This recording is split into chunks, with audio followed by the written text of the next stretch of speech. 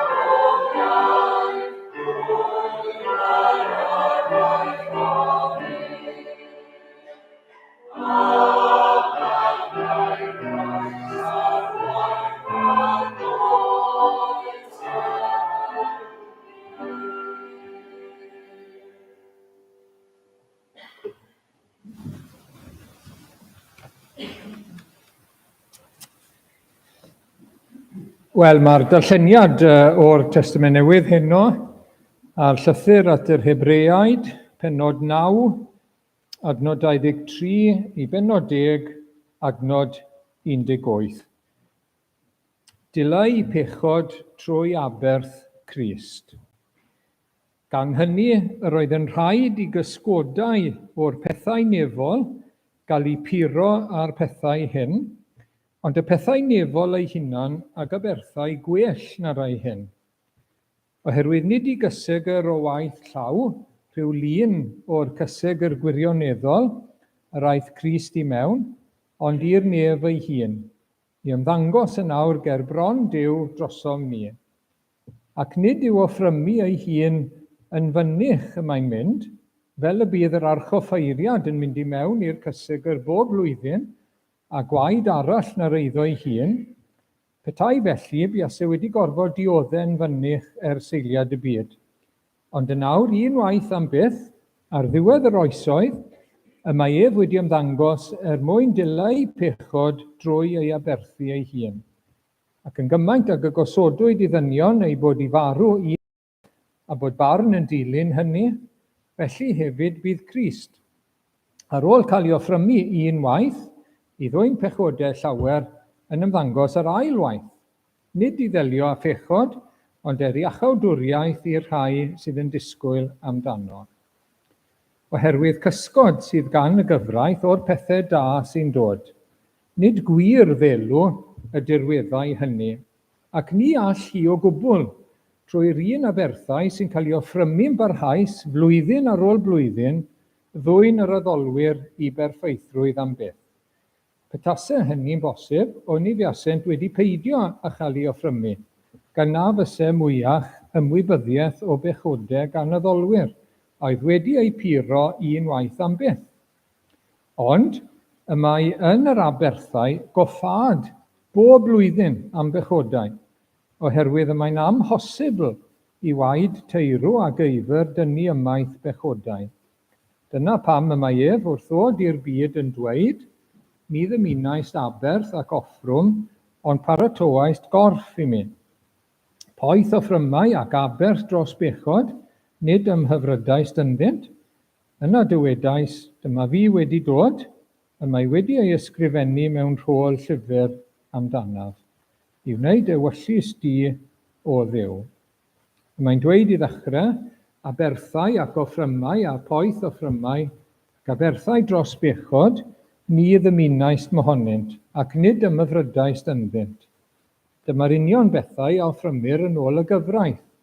Yna dywedodd, dyma fi wedi dod i wneud ewyllus di. Y mae'n diddymur peth cyntaf mwyn sefydlu yr ail. Yn unol ar ewyllus honno yr ydym wedi ein sancteiddio trwy gorff Iesu Grist sydd wedi ei offrymu unwaith am byth. Mae pob offeiriad yn sefyll beunydd bob dydd yn gweini ac yn offrymu'r un aberthau dro ar ôl tro, aberthau na allant byth ddileu pechodau. Ond am hwn, wedi ddioffrymu un aberth dros bechodau am byth, eisteddodd ar ddeheulaw Duw. Yn disgwyl bellach, hyd o'n i osodau'r ei elynion yn droedfaint i'w draed. Oherwydd ag un offrwm, y mae wedi perfeithio am byth y rhai a sancteiddir. Ac mae'r ysbryd glân hefyd yn tystio wrthym, oherwydd wedi ddweud dyma'r cyfamod a wnaf â hwy ar ôl y dyddiau hynny, medda'r arglwydd, roedd yng nghyfreithiau yn ei calon ac ysgrifennaf hwy ar ei meddwl. Mae'n ychwanegu a'i pechodau a'i drwg gweithredoedd, ni chofiaf mohonynt byth mwy. Yn awr lle ceir maddeuant am y pethau hyn, nid oes angen offrwm dros bechod mwyach. Gyn ni'n diolch i'r arglwydd am ei air. Amen. Gawn ni droi nawr at yr arglwydd mewn gweddi gyda'n gilydd, gawn ni weddio. Diolch arglwydd am gael troi ata ti unwaith eto yn enw Iesu Grist. I ni'n dod yn enw yn heiddiant ac yng nghyfiawnder yr arglwydd Iesu, ac i ni'n dod at orsedd y nef. Ac i ni'n diolch bod ni'n gallu dod, bod ni'n rhydd i ddod, a gallwn ni ddod yn hyderus yn enw Iesu Grist. Ac arglwydd i ni yn gofyn i ti'n helpu ni nawr i daddoli di mewn ysbryd ac mewn gwirionedd. Helpa ni arglwydd i fod yn real heno yn ein haddoliad i ti. Ac i ni yn dyfawrhau di, dy addoli di arglwydd achos ti yw'r Duw mawr, gogoneddus, ein crewr ni, ti sy'n ein cynnal ni bob dydd arglwydd, a ti yw ein gwaredwr ni a'n hachubwr ni.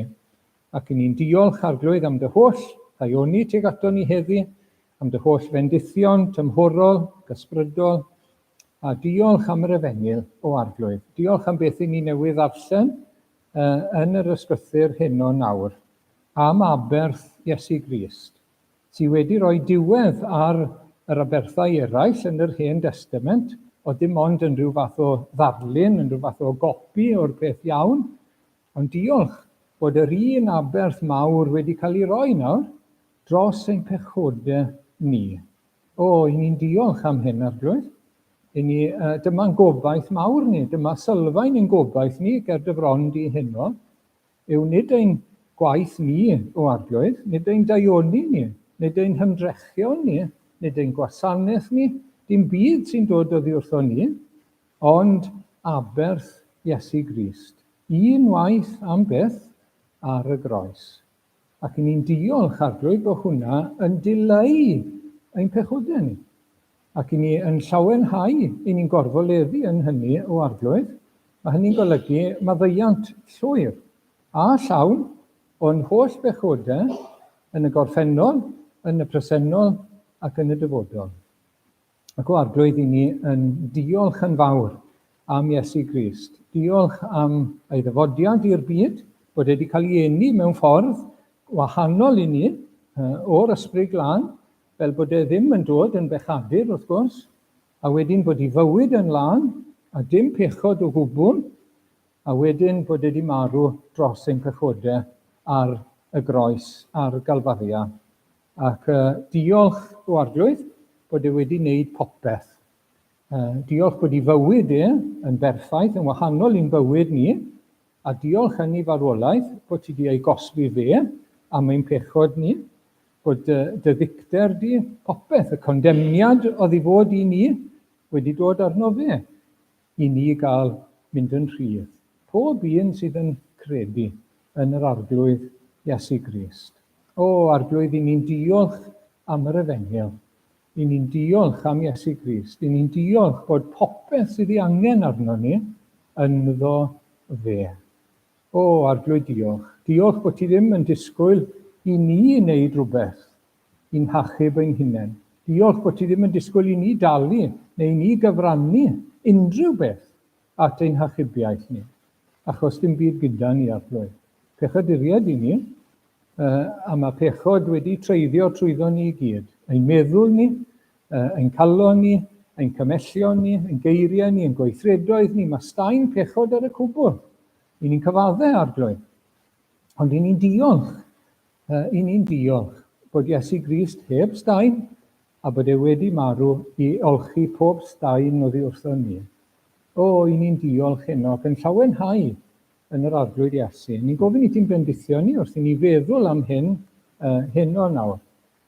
Fel bod ni'n cael ein atgoffa o arglwydd beth sydd yn wir oherwydd aberth y groes. Beth sydd yn wir o safbwynt Iesu Grist, beth sydd yn wir o safbwynt Duw o Tad, beth sydd yn wir o safbwynt y gelyn, a beth sydd yn wir i ni oherwydd y gwirionedd mawr hwn, a'r gwaith mawr hwn. Ac yn ni'n gweddio heno byddwn ni'n cael ein calonogi yn fawr o arglwydd, byddwn ni'n cael ein bendithio o arglwydd yn y gair heno, wrth ddyfyrio ar hyn. Ni'n gweddio i ti i godi lan Iesu Grist yn ein golwg ni, i ti wneud yn fawr yr aberth yn ein golwg ni o arglwydd, ac i hynny fod yn foddion gras, yn wir yn fendith i ni heno, ar ein taith ni, yn ein perthynas ni gyda thi o arglwydd, ac ar ein taith yn y byd yma. Bendithia ni arglwydd, ac aros gyda ni i ni'n gweddio. A siarad â ni, helpa ni glywed, helpa ni ymateb i'r gair o arglwydd, beth i ni'n clywed heno.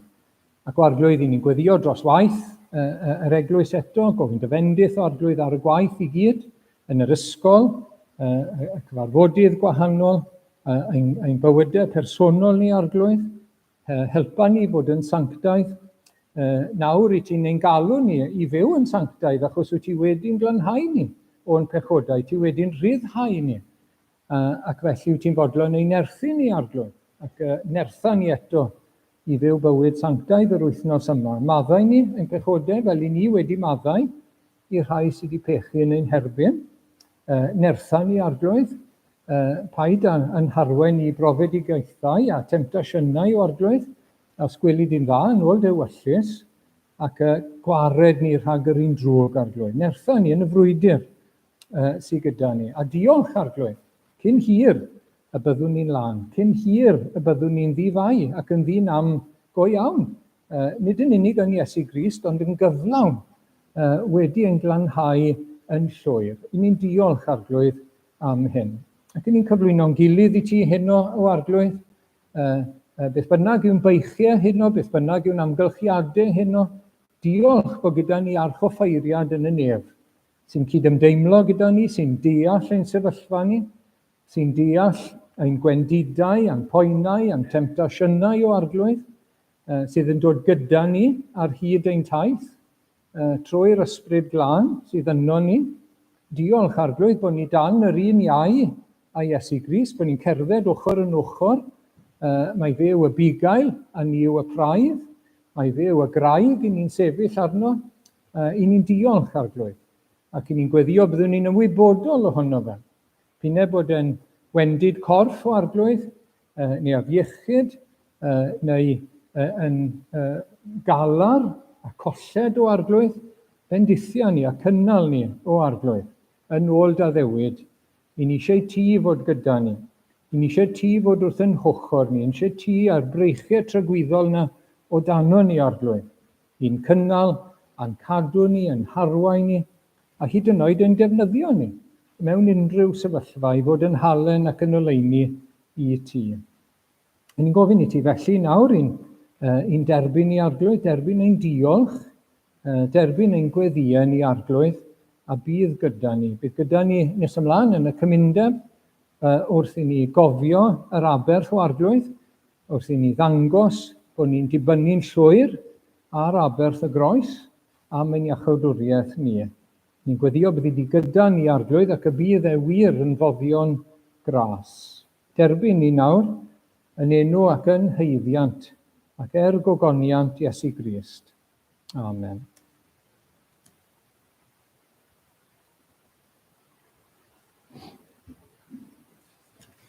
Wel, gawn ni droi at yr ail emyn nawr gyda'n gilydd. Hosanna, halleluia, fe anwyd brawd i ni.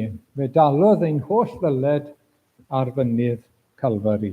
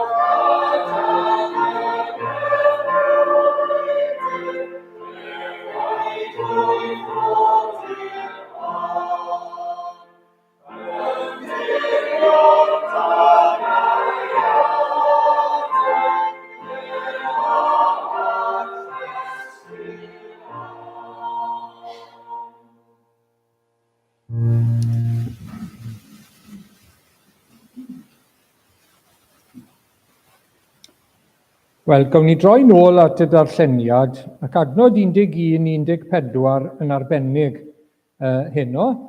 Mae pob offeiriad yn sefyll beunydd bob dydd yn gweini ac yn offrymu yr un aberthau dro ar ôl tro.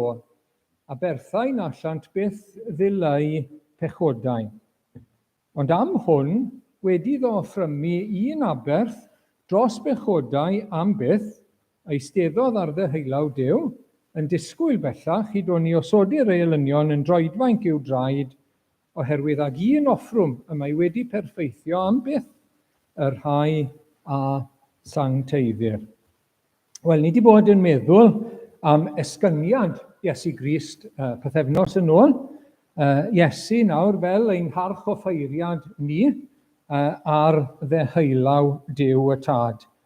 Yn yr Hen Testament, oedd yr offeiriad yn mynd gyda gwaed anifail i mewn i'r cysegr unwaith y flwyddyn ac aberthau eraill i'r cysegr allanol bob dydd. A mae'r arglwydd Iesu nawr yn y nef, yr un a fi farw, nid bod wedi mynd a'i wad, ond mae wedi mynd fel yr un a fi farw, ond sy'n nawr yn fyw, byth i farw eto yn y nefoedd. A jyst i'ch atgoffa chi, y llythyr at yr Hebreaid, y broblem yw bod rhai Cristnogion o gefndir Iddewig yn cael eu temtio i fynd nôl at Iddewiaeth, achos erledigaeth yn yr eglwys gynnar. So maen nhw'n cael eu temtio nawr i droi nôl at grefydd yr Hen Testament.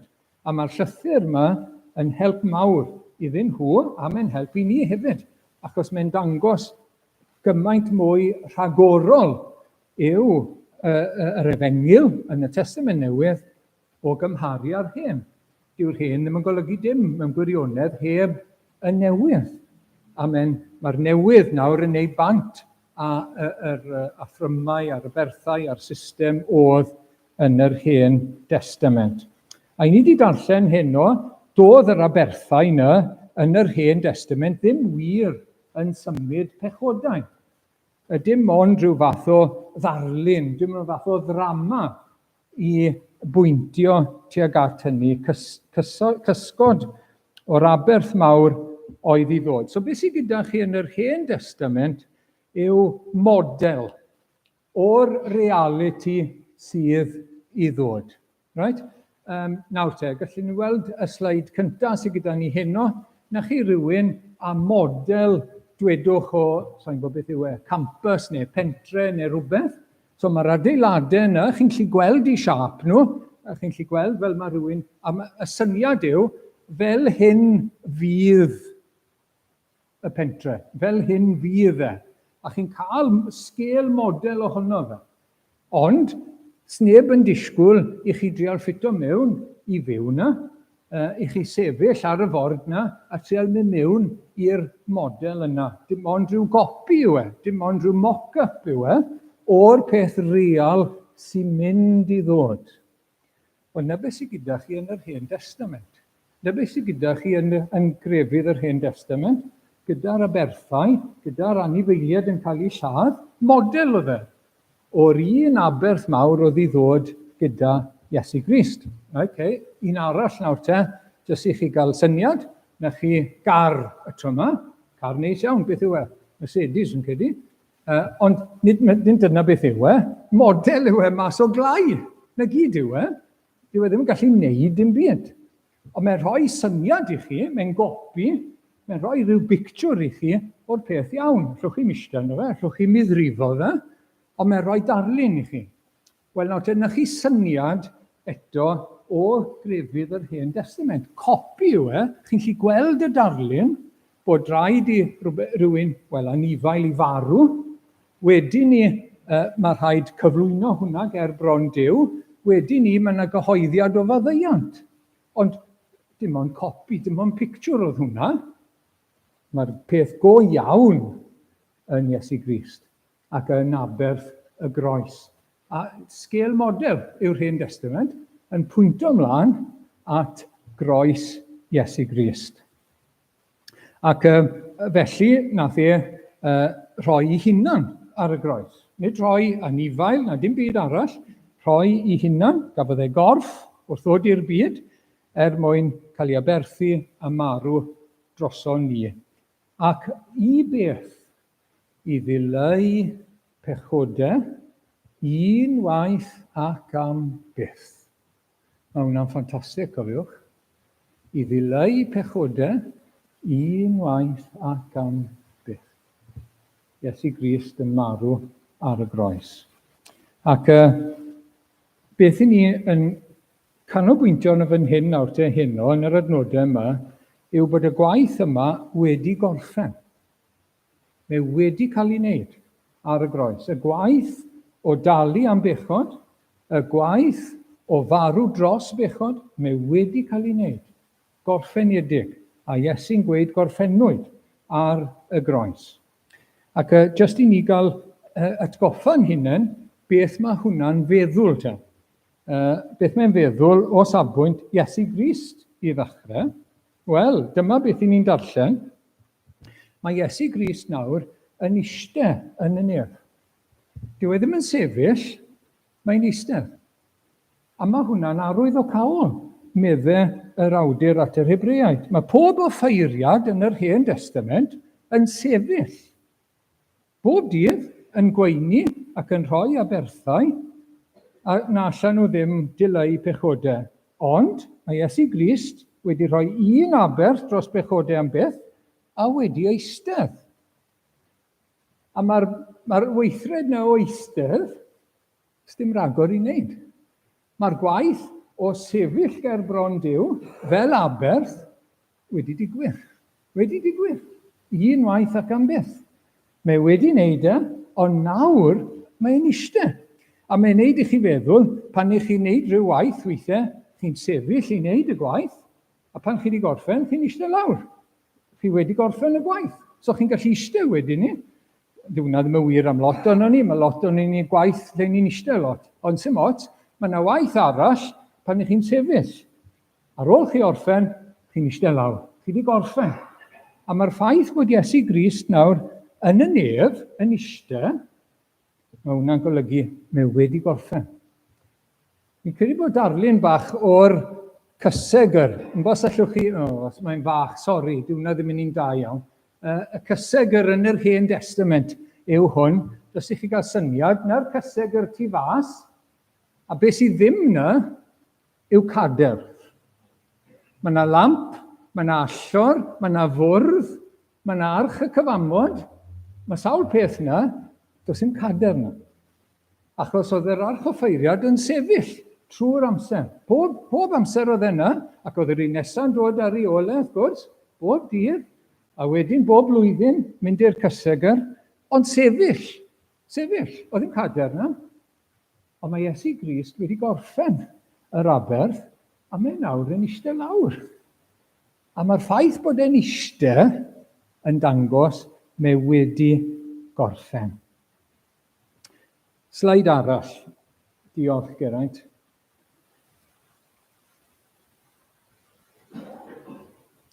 Os na un am prescriptions, Geraint? Na fe, fi sydd wedi drysu'r drefen, siwr o fod. Pan i chi mynd at y doctor, mae rhai ohono ni yn ffodus. A ni ddim yn gorfod wneud hyn, ond mae rhai yn cael repeat prescription. Nid un peth i'ch gwella, finished, chi'n gorfod cadw i gymryd nhw, tabledi. Mae'r doctor yn gweud weithiau, wel, sori, bydd rhaid chi gymryd rhain nawr am weddill eich dyddiau. Bydd rhaid chi gymryd y moddion i'r tabledi yma weddill eich dyddiau. Ond nid yna beth mae'r Efengil yn cyhoeddi. Nid repeat prescription sydd gyda ni, ond iachad llwyr o bechod wedi digwydd ar y groes. Mae wedi dalu amdano fe, mae wedi gorffen. A mae hwnna'n bwysig, a mae eisiau pwysleisio hwnna bob amser, a wy eisiau pwysleisio fe heno. Un peth sy'n pwynto at hwnna, pan oedd Iesu Grist yn gwella pobl, oedd e'n gwella nhw syth. Yn syth. A mae hwnna'n pwyntio at y groes, a iachad oedd i wrth ein pechodau ni. Mae wedi talu amdano, mae wedi gorffen wrth iddo fe farw drosto ni ar y groes.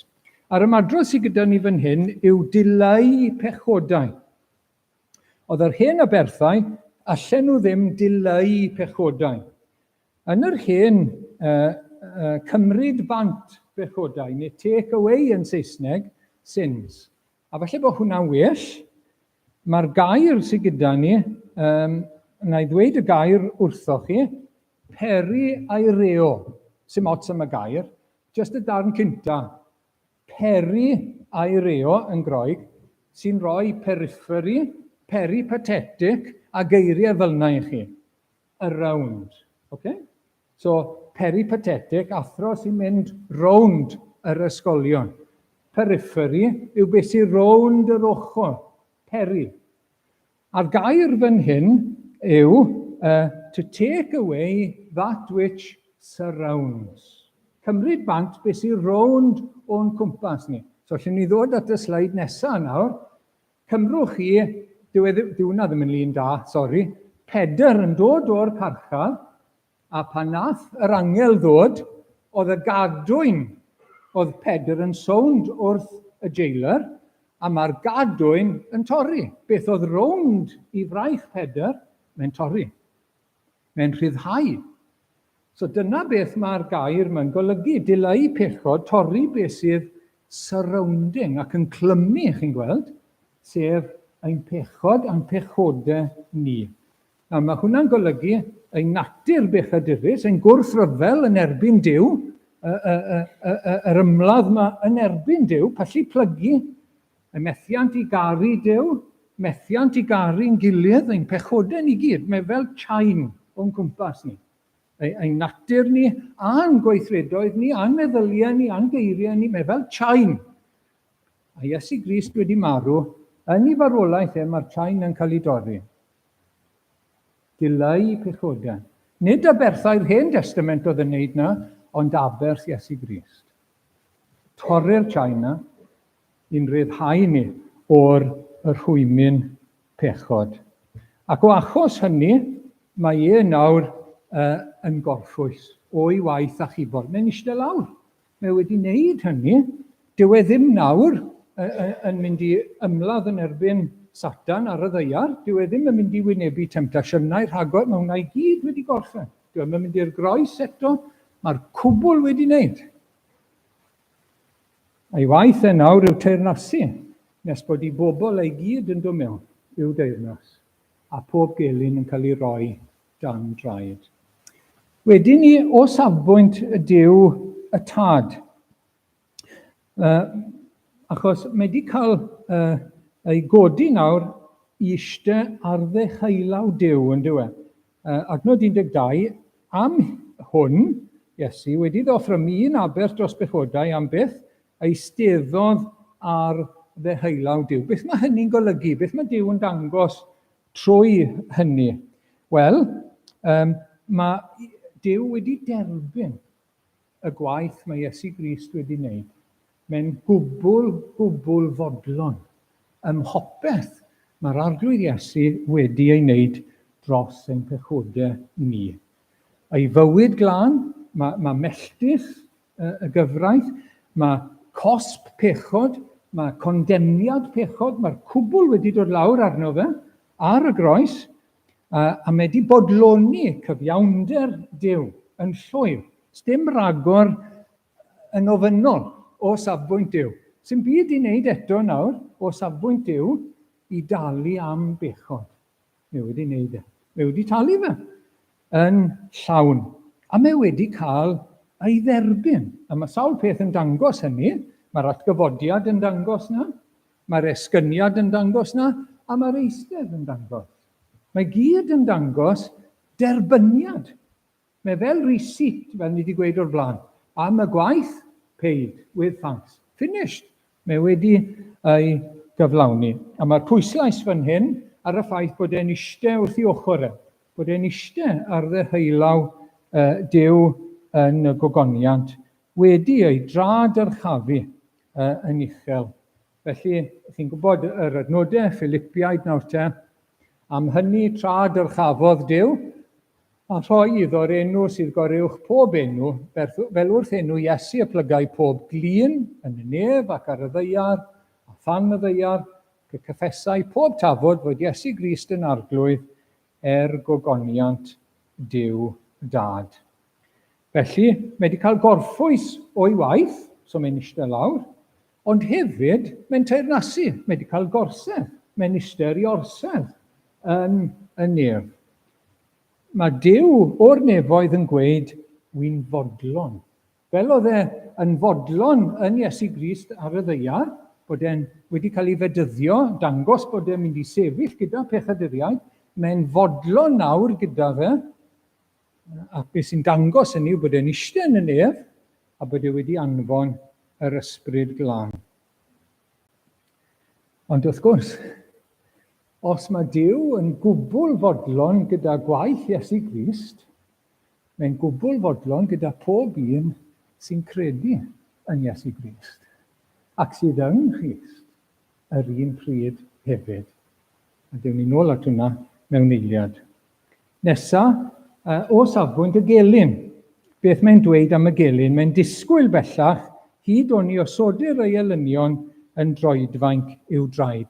O safbwynt y gelyn, o safbwynt Satan, y gelyn wrth gwrs, oedd yn defnyddio yr Iddewon neu'r Rhufeiniaid neu unrhyw un, mae'r fuddugoliaeth wedi ei hennill yn barod. Does dim amheuaeth am y canlyniad, mae'r gêm wedi ei hennill. O'n i'n gwrando, wel, dilyn ar y we o'n i, ryw noswaith, cricet Lloegr yn erbyn o West Indies. Ac oedd e'n dod at y diwedd, a West Indies, dwi'n dim o ddiddordeb i lawer, sori. Ond fel oedd 1 over ar ôl, oedd angen 40 ar West Indies, mewn 6 pêl. Wel, o'n i'n gwybod, maen nhw wedi ennill. Maen nhw wedi ennill. Hynny yw, sech chi'n taro 6, oedd hi ar bob pêl, sech chi'n cael 36. Wel, oedd eisiau 40. So, se rai chi daro 7-6. So, se rai chi gael waid neu rhywbeth, neu no bol, a bwrw hwnna'n, wel, amhosib. So, o'n i'n gwybod. Ond, wrth gwrs, oedd rhaid iddyn nhw gario ymlaen am yr over diwetha. O'n nhw'n cario ymlaen, o'n nhw'n dal i fowlio, a rheini'n dal i facto, o'n nhw'n bwrw runs, o'n nhw'n bwrw boundary, o'n nhw'n bwrw run fan hyn a fan draw, ond o'n nhw'n ffili ennill. O'n nhw'n ffili ennill, oedd y gêm drosto. O'n i'n gwybod. Nawr, dyna y sefyllfa gyda Iesu Grist a y diafol. Mae'r gêm drosto. Mae'r frwydr drosto. Mae e wedi torri cadwyn pechod. Bydd ei bobl ei gyd yn dod mewn i'r nefoedd, a bydd pob gelyn dan draed. Mae'r gelyn yn dal i dwlu shots, mae'r gelyn yn dal i ymladd a brwydro seithau, a fel tybeth i chi eisiau gweud, sneipo arno ni, ymosod mewn gwahanol ffyrdd, ond dim ots. Mae'n amhosib, mae'r gêm hibo, a defnyddio'r pictiwr yna. A mae hwnna'n bwysig i chi a fi. Mae'r ergydion yn real. I fynd nôl at y cricet, o'n nhw yn sgori runs, o'n nhw'n sgori boundary, sgoro nhw 2 neu 3 boundary, ond oedd ddim ots, a lle fe byth a bod yn ddigon. A gyda'r un drwg, ydy mae'n temtio, ydy mae'n ffyrnig, ydy mae'n gallu gwneud los i ni mewn gymaint o ffyrdd, ond dyw e ddim yn gallu ennill. Mae wedi colli, achos mae Iesu Grist wedi talu, a wedi'n ryddhau ni, a wedi torri cadwyn pechod. I bob un wedyn sy'n credu, na fe, gall e ddim colli allan. So mae'n aros nawr, ni wedi gweld y salm yma'n ddiweddar, salm 110, mater o amser yw e. Os da hwnna sy'n nesaf, dy fi? Gael fi weld. Cario ymlaen. Gwan. Diolch, Geraint. Dywedodd yr arglwydd wrth farglwydd, eistedd ar fy neheulaw, nes i mi wneud elynion yn droedfainc i ti. Dyna fe, nes, fel welon ni o'r blaen. Mater o amser yw e. Nes bod y gelyn dan draed. Felly, beth mae hwnna'n gweud wrthoch chi a fi? Sym eisiau ni fod a gormod o ofon o'r gelyn. Mae eisiau ni fod yn ymwybodol ohono fe, gwrs, bod ni mewn brwydr. A gallai'n baglu ni, a'n cwmpo ni, a wneud i ni wneud gwarth i enw Iesu Grist, wrth gwrs. Mae eisiau ni fod yn ymwybodol ohono fe, ond gallai ddim ennill. Gallai ddim ennill. Neith e ddim concro Iesu Grist, a neith e ddim tynnu ni, os i ni yn Christ, bant oddi wrth yr arglwydd Iesu, gallai drial pob math o bethau. A pan i ni yn cael ein temtio gan bechod, mae'n wastraff amser. Mae pob pechod yn wastraff amser. Rhywbeth sy'n hasbyn i'w pechod, rhywbeth sy'n perthyn i'r diafol. Hasbyn yw e, mae wedi colli. Ac felly, os i ni'n ymroi ac yn dilyn pechod, mae hwnna'n mynd i dead end. Mae hwnna'n rhywbeth sydd wedi colli'r dydd. A gyda ni bethau gwell i ni. i fyw i'r arglwydd Iesu, a'i wasanaethu fe a beth sydd yn iawn ac yn gyfiawn yn ei olwg e. I orffen wedyn ni, beth mae hyn yn golygu i ni, ddod â hwn i gyd ato ni, jyst i grynhoi e. A'r peth cyntaf, yn adnod 14, mae Iesu Grist wedi wneud hyn ag un offrwm y mae wedi perfeithio am byth y rhai a sancteiddir. Nawr, eisiau chi sylwi ar hwnna, beth mae'n gweud. Nid fe fydd e'n perfeithio, mae wedi. Mae wedi perfeithio am byth y rhai a sancteiddir. Mae yn y gorffennol. Mae wedi perfeithio ei bobl. Dyw e ddim yn sôn am ein cyflwr ni yn y nefoedd, mae'n sôn am ein safle ni nawr yn Iesu Grist. I ni'n gyflawn, i ni'n dderbyniol, i ni'n blant i Dduw, ac allwn ni wneud dim byd mwy i fod yn fwy o blant i Dduw nag i ni nawr yn Iesu Grist. Allwn ni wneud dim byd mwy i fod yn fwy cyfiawn yng ngolwg Dduw nag i ni nawr yn Iesu Grist. Achos mae'r cyfan ynddo fe. I ni wedi'n perfeithio yn yr arglwydd Iesu. Mae rhai yn dweud, gallwn ni ddeall fel i ni wedi'n cysegru, i ni wedi'n gosod ar wahân, fel i bobl, fel i blant. Mae hwnna'n wir amdano ni nawr yn yr arglwydd Iesu. Mae'n pechod ni wedi ei ddileu. Mae'r gadwyn wedi cael ei thorri. Nawr, mae hwnna'n bwysig. Ond allai feddwl am rywun yn gweud, hanner munud nawr, ond i ni'n dal i frwydro. I ni'n dal i lithro weithiau, ni'n dal i gorfod cyffesu ein pechodau. Odyn, wrth gwrs, mae hwnna'n bwysig yn ein bywyd ni, bod ni'n rhodio yn y goleuni, wrth gwrs. Ond, mae'r pechod oedd yn golygu bod ni'n golledig, ein pechod ni oedd yn ein gwahanu ni oddi wrth Dduw, mae e gyd wedi cael ei ddileu. Mae wedi cael ei dalu amdano yn llawn. Gorffennol, presennol, dyfodol. Mae'n bwysig bod ni'n deall nawr.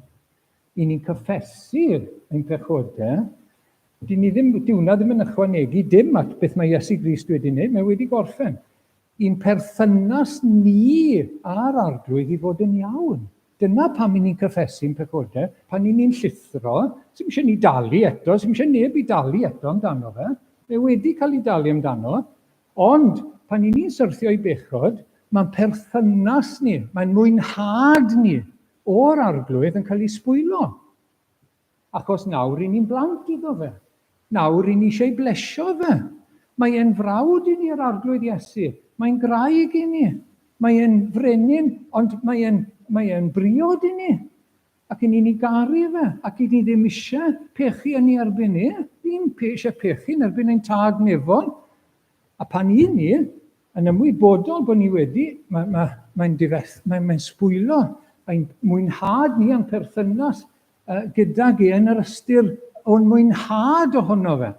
Felly ni'n gorfod cyffesu, wrth gwrs. Ni ddim yn cuddio am pechodau, ni'n cyffesu, a dod yn perthynas ni'n nôl yn iawn. Ond i ni ddim yn ail ddod yn blant i Dduw wrth wneud hynny. I ni'n blant i Dduw yn barod. I ni'n dderbyniol yn barod trwy ffydd yn y lle cyntaf yn yr aber sydd wedi cael ei orffen. Sy'n eisiau talu dim byd eto, sy'n eisiau cyfrannu dim byd eto, allwn ni ddim at hynny. Mae'n bwysig ein bod ni'n deall hynny yn y bywyd Cristnogol. Heno, yn y cymyn, does dim ail aberthu. Dim byd fel yna.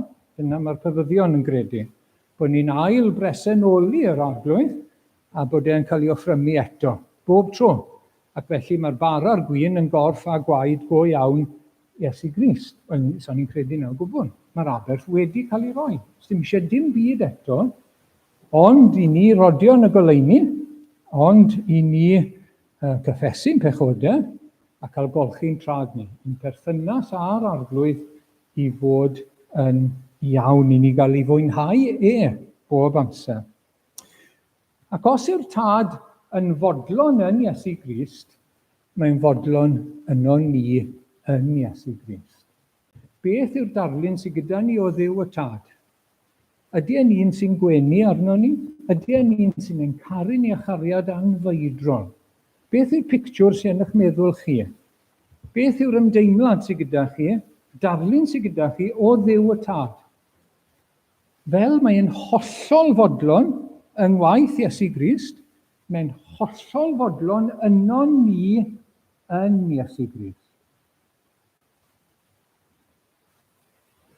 Dyw e ddim yn gwgu arno ni, mae'n gwenu arno ni. Mae'n ein derbyn ni. A mae'n ein caru ni a chariad anfeidron. Ydy, mae'n ein disgyblu ni? Ydy. Mae yna bethau, mae'n ein cyrryddu ni weithiau, wrth gwrs. Disgyblaeth treialon, neu mae'n ein cyrryddu ni trwy'r gair, lle mae eisiau tynnu ni nôl. Ond mae hwnna mewn cariad. Cariad yw hwnna. Cariad tad at ei blentyn.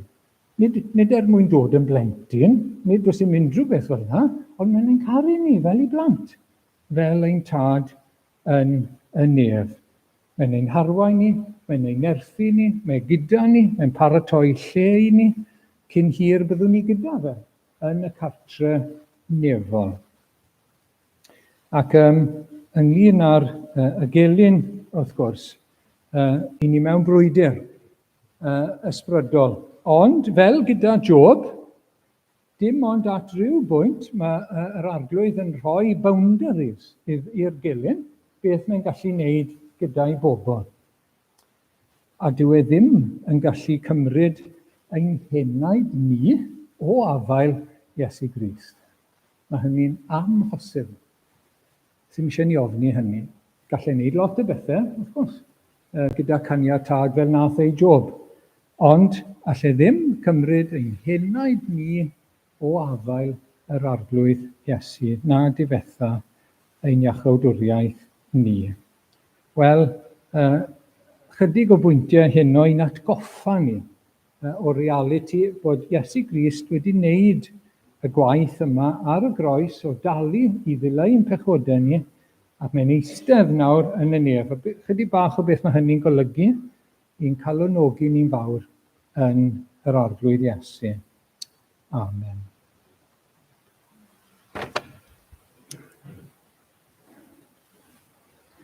Wel, ni'n dod at yr emyn nesaf. Gorffennwyd y Meseia roes ei fywyd dros bechodau'r byd. Mae rhyddid cyflawn trwy ei waed, cyflawnwyd diben aberth drud.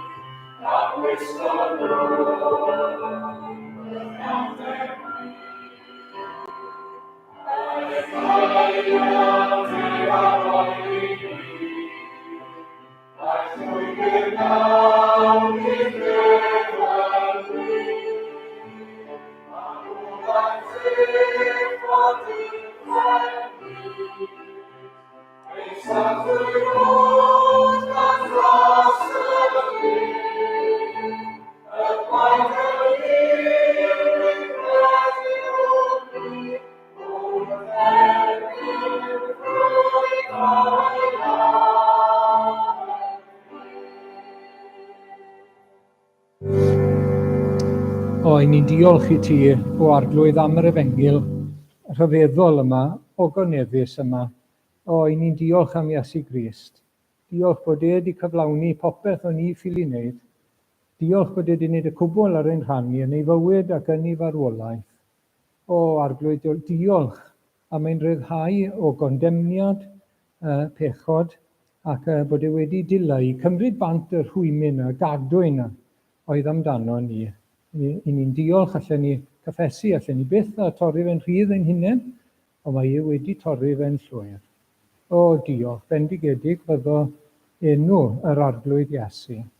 Ac o arglwydd i ni'n diolch am beth sydd y wir amdano ni nawr. A helpa ni arglwydd yn ein bywyd i gofio beth i ni wedi clywed heno. Wrth i ni feddwl am Iesu Grist, wrth i ni feddwl am y tad yn y nef, wrth i ni feddwl am y gelyn, ac wrth i ni feddwl am ein hunain. Diolch arglwydd, bendigedig fyddo enw. Amen.